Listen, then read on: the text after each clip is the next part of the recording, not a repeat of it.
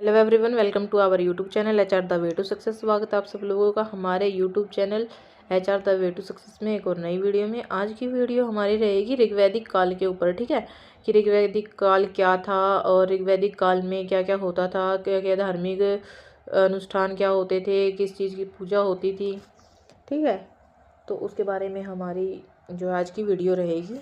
तो वीडियो को स्किप करके ना देखो, वीडियो को एंड तक ज़रूर देखो, क्योंकि ना तभी आप लोगों को क्लियर होगा। तो इस वीडियो में ना ऋग्वैदिक काल आपको बिल्कुल अच्छे से क्लियर हो जाएगा। फिर भी कोई डाउट रहता है तो आप कमेंट्स कर सकते हो। ठीक है, ऋग्वैदिक काल सबसे पहले 1500 से 1000 ईसा पूर्व वैदिक सभ्यता का प्रारंभिक चरण था, जिसकी विशेषताएं पशुपालन आधारित अर्थव्यवस्था, ग्रामीण जीवन शैली और ऋग्वेद की रचना थी।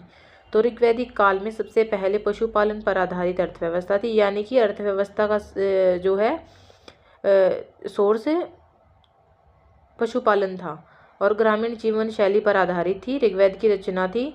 इस काल में जन नामक जनजातीय समूह प्रमुख थे और राजन उनका प्रमुख होता था।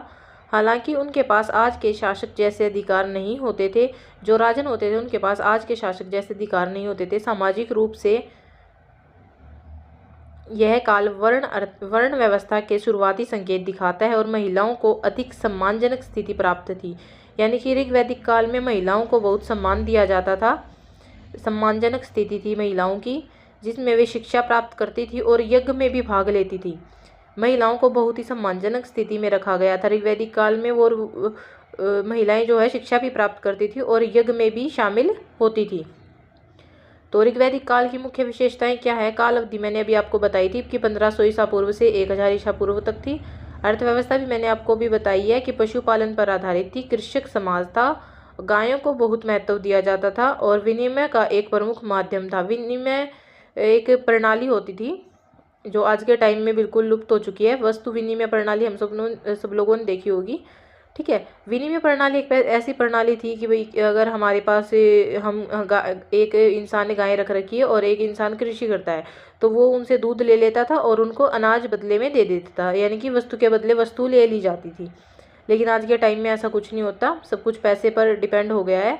पैसा है तो सब कुछ है, नहीं तो कुछ भी नहीं है। सामाजिक ढांचा, ऋग्वैदिक काल का सामाजिक ढांचा, यह एक ग्रामीण और जन आधारित समाज था। ऋग्वैदिक काल में ग्रामीण जन आधारित समाज था, जहाँ लोग जन नामक जनजातीय समूहों में विभाजित थे। राजन जनजातीय समूह का प्रमुख मुखिया होता था, जो किसी एक क्षेत्र का शासक नहीं बल्कि एक नेता और रक्षक होता था।